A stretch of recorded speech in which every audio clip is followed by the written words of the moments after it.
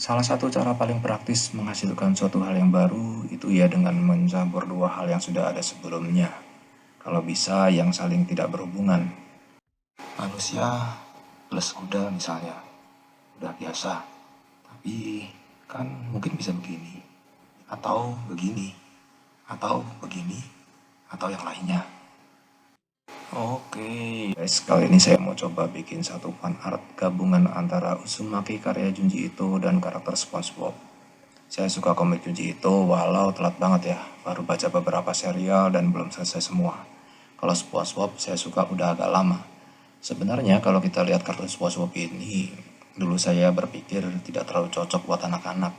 Karena ada beberapa adegan yang lumayan serem sih. Dari jari tertusuk serpian kayu, atau SpongeBob kulit dan dagingnya terkelupas, Squidward yang tergilas mesin, terbelah menjadi dua, Patrick dan SpongeBob yang tercabik habis badannya, mata Squidward yang copot dan meleleh, adegan terbakar dan hangus dan lain-lain. Nah itu sebenarnya kan gagasan yang serem. Ya tapi karena dikemas dalam kartun dan blocking warnanya terkesan flat dengan outline tebal, nuansa kartun dan humor maka jadi agak tersamar. Dan ya karena itu bukan manusia. Tapi ya sudahlah, di sini saya bukan bahas tentang anak-anak. Tapi kalau dipikir kartun lain juga begitu kan ya. Kayak Tom and Jerry yang candaannya sadis juga. Oke, kalau Junji itu memang serem sih buat banyak orang karena selain adegannya, cerita keseruannya juga. Nah, ini yang saya gambar dari seri Uzumaki. Yang ceritanya ada satu cewek namanya Azami dengan tanda di dahi.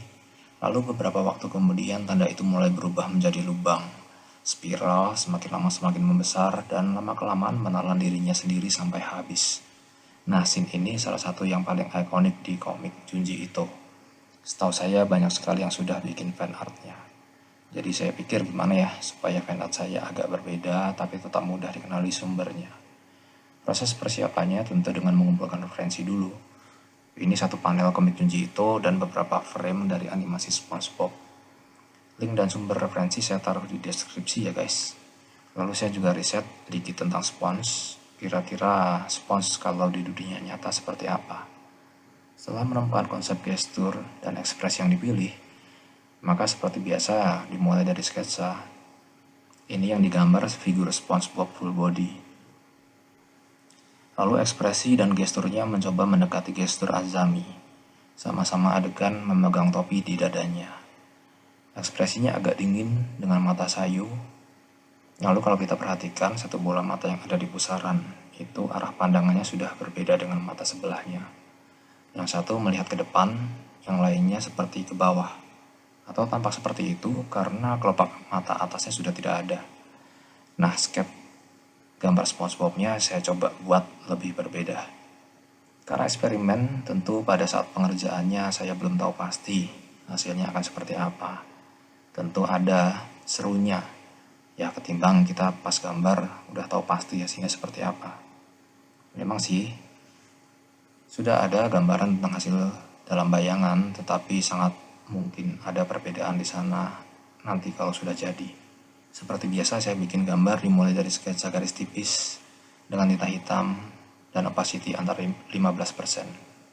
Setelah mendapat gambaran besarnya, saya membuat layer lagi di atasnya untuk memperjelas si sketsa tersebut. Lalu saya blok dulu keseluruhan bidang gambar, latarnya ya dengan warna kecoklatan agak tua karena scene ini malam yang agak gelap. Setelah itu saya buat blok warna dengan lasso tool pada setiap bagian figur. Belakangan saya lebih suka blok warna dasar dulu sih. Lalu saya redupkan sedikit agar warna latar masuk dan ada kesatuan. Misalnya warna coklat, maka blok warnanya juga ada unsur kecoklatan. Karena latar warna biru, maka blok warna figur juga agak kebiruan. Nah, bagaimana menurut teman-teman?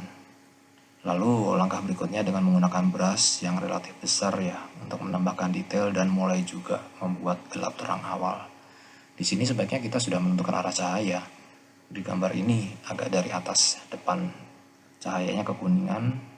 Untuk gambar ini saya bayangkan figur itu berada di sebuah lorong yang agak gelap dengan lampu jalanan yang sempit dari atas. Swan sendiri sebenarnya adalah sejenis hewan berpori-pori yang hidup di dalam lautan.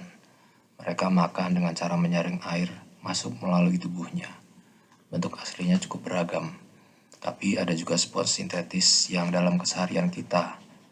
Ya, mereka berongga berpori juga dan bisa digunakan untuk bantalan karena sifat lentur dan membalnya, atau untuk mencuci piring karena rongga dan porinya bisa menahan air di dalamnya. Di gambar ini saya membuat rongga dan pori itu dengan beras yang bertumpuk-tumpuk. Perpotongan jejak antara beras yang opacity-nya rendah akan menghasilkan tone dan warna baru. Lama-kelamaan memberikan efek tidak rata dan berlubang-lubang. Nah, karena komik aslinya hitam putih, saya sempat berpikir apakah ini pusaran pada dahi berwarna merah karena dia daging dan tulang dan darah manusia atau warna lainnya. Bagaimana jika diterapkan pada SpongeBob yang kuning ini? Tapi saya ingat karena ini adalah spons yang sudah dimodifikasi, sedemikian rupa memiliki bola mata, ada pembuluh darah, maka saya memutuskan untuk membuat warna merah kehitaman.